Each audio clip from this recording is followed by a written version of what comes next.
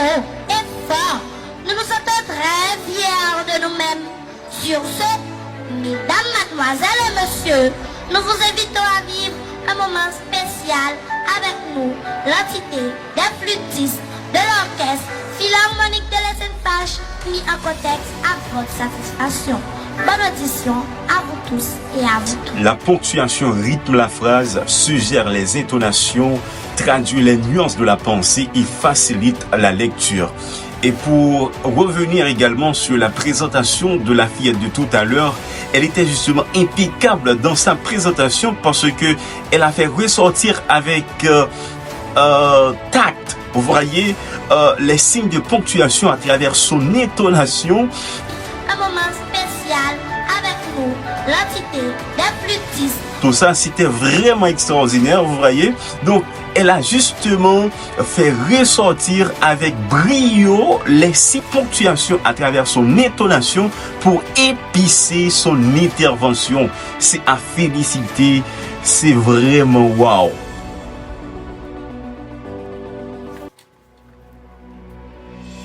La ponctuation expressive a une valeur stylistique. Elle sert à évoquer des nuances affectives et à produire des effets de style.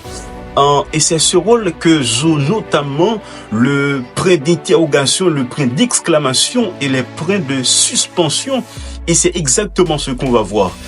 Cordiales salutations à toutes et à tous. C'est un plaisir de vous apporter également le reste de cette séance, le reste de ce cas pratique en oratoire, en communication orale, qui est l'art de la ponctuation. Je m'appelle William Dorilius, votre serviteur. N'oubliez pas justement de vous abonner à ma chaîne YouTube et de partager cette vidéo pour plus de visibilité. Aujourd'hui, à travers cette vidéo, nous allons mettre accent sur 3 signes de ponctuation jouant un rôle important, un rôle prépondérant dans la ponctuation expressive. C'est bien le point d'exclamation, le point d'interrogation et le point normal.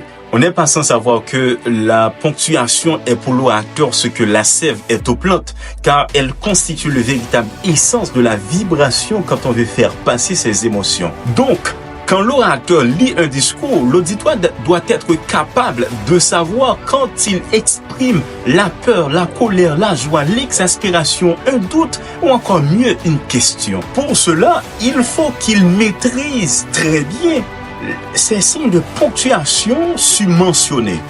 D'abord, il y a également le point d'exclamation.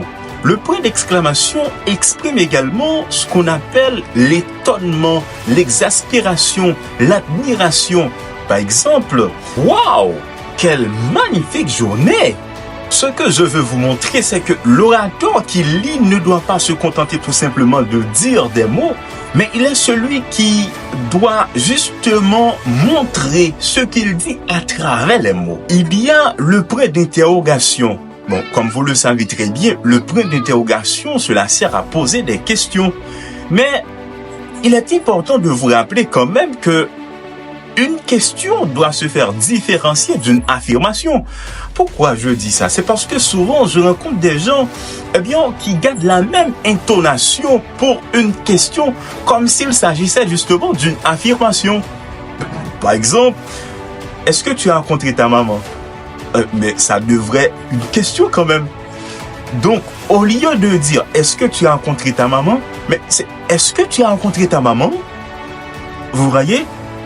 Donc, c'est un peu différent quand même. Pour est-ce que tu as rencontré ta maman? Est-ce que tu as rencontré ta maman?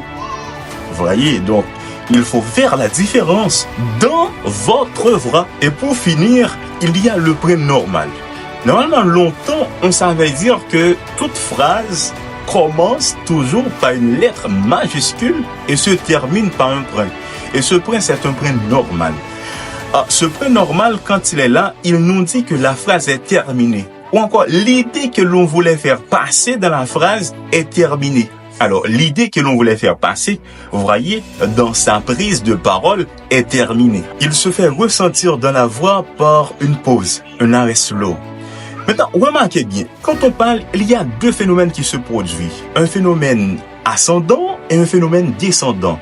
dans le fait même ascendant, là, on a l'impression que la voix, quand elle monte, elle ne descend pas.